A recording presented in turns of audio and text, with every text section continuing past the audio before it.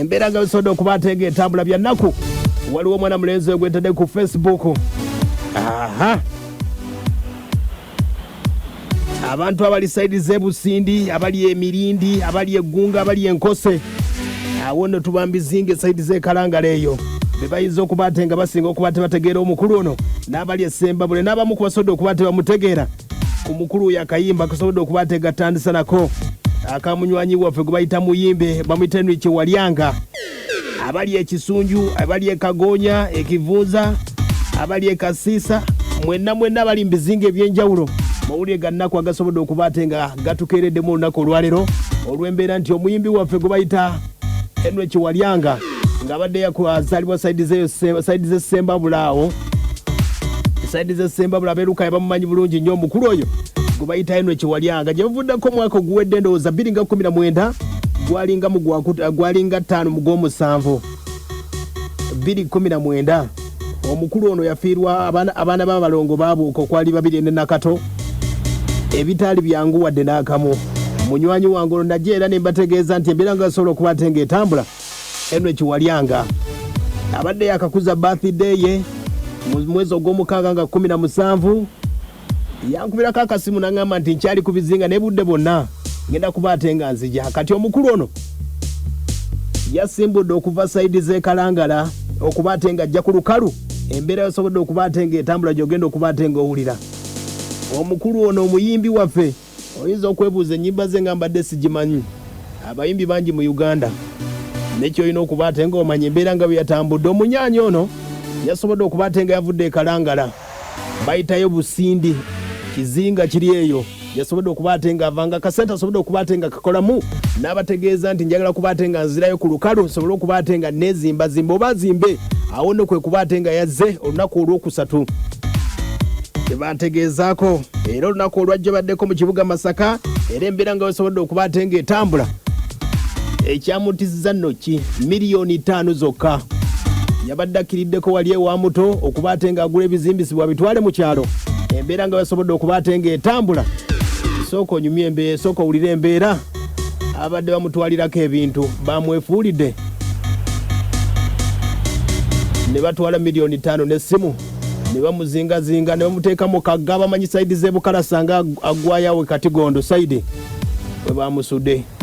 Naffe amawulire ge tukeereddemu omuyimbi miliyoni 5 abantu babadde ekyennaku zino.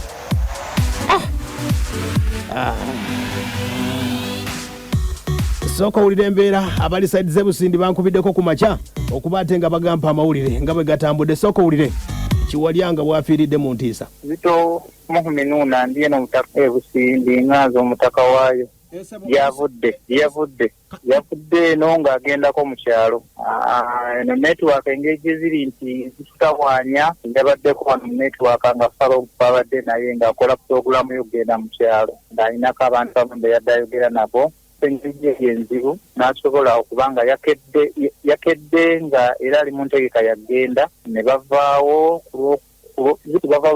bavaawo ku lwakubiri nga balina tuuka erambo ku lwokubiri. Akati ne bagenda mu Masaka ne batuuka mu Masaka n'agenda okutuusa omukyala enviiri. Mukyala we yatuusa awo yamuleseewo n'agamba kampeeko wano wa mutoko yadde alina byayagala oggulawo wa muto. Motoka yampiikinze awo yazzemu kulabika. Bagenza okuddamu kati waliwo abaawulidde ku mawulire ku leediyo nga bagamba waliwo omuvubuka gwe basse naye nga baamutidde awo olayita Katigondo bamusudde mu Katigondo awo saidi z'ebukalasa awo.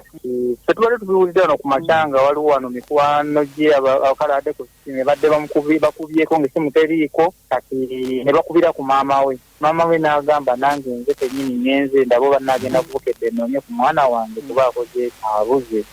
Badde bakyali mu kubitetenkanya awo wano waliwo yadde yawulidde ku mawulire ne bamugamba agendako mu kitobo ekiti waliwo omuntu gwe baasutte. Olutuuse ne bamugamba nti bamututte e Mulago. Maama we agenza okutuuka e Mulago nga ye mwana we yennyini tufaano we yafudde.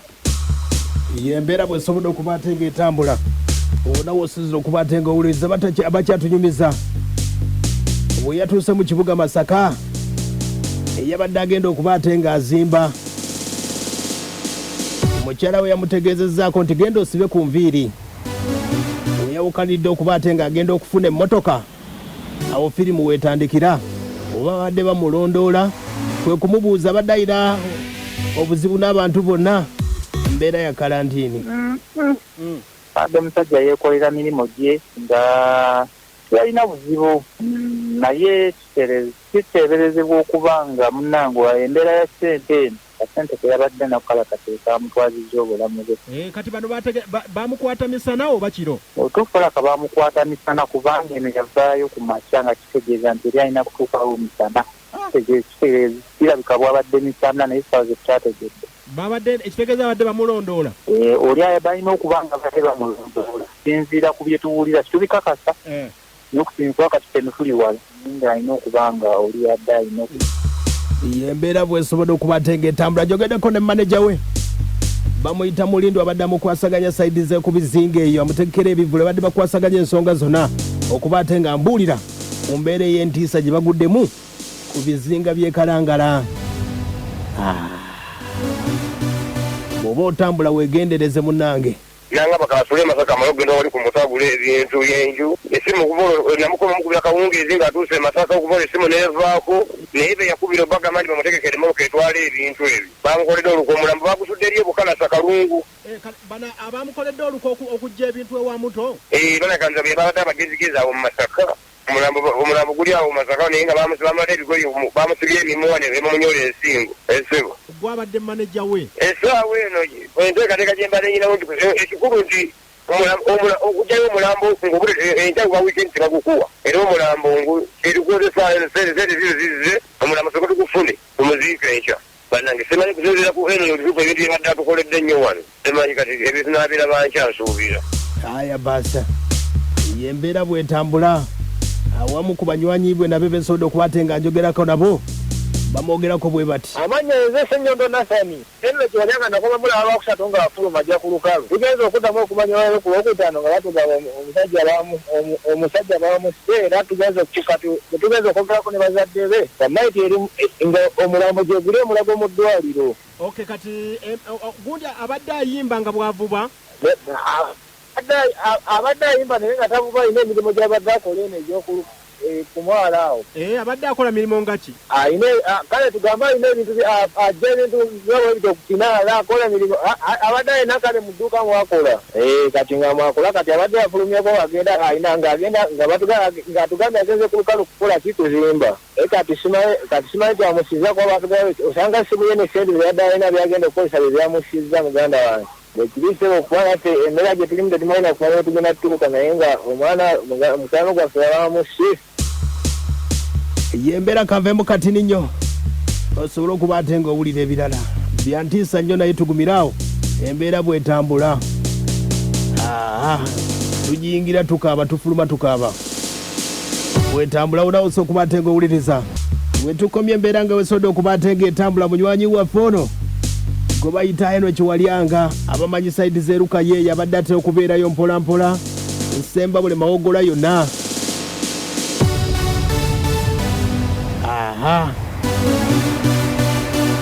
Nange madimbuko yamundeetera tubadde bamukwano nnyo ayaya naye nga embeera wesobodde okuba ate nga etambula.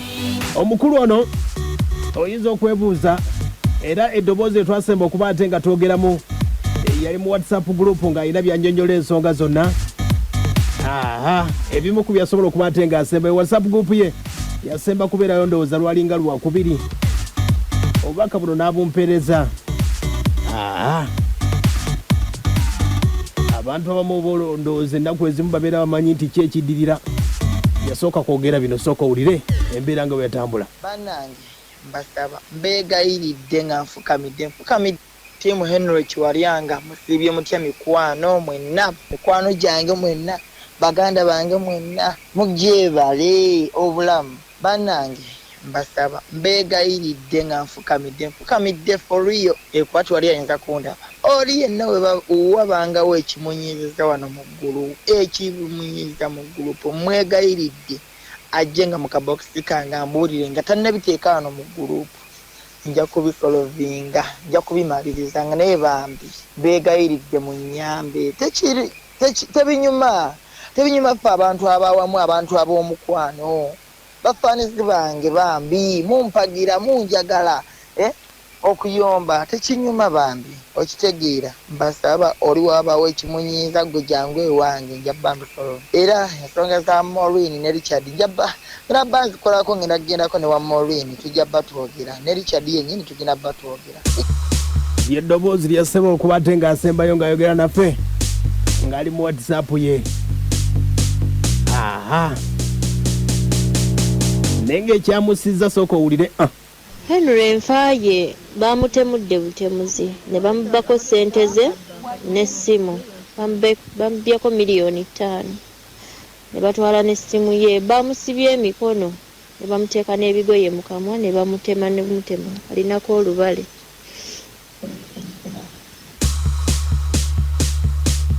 Yembeera bwetambudde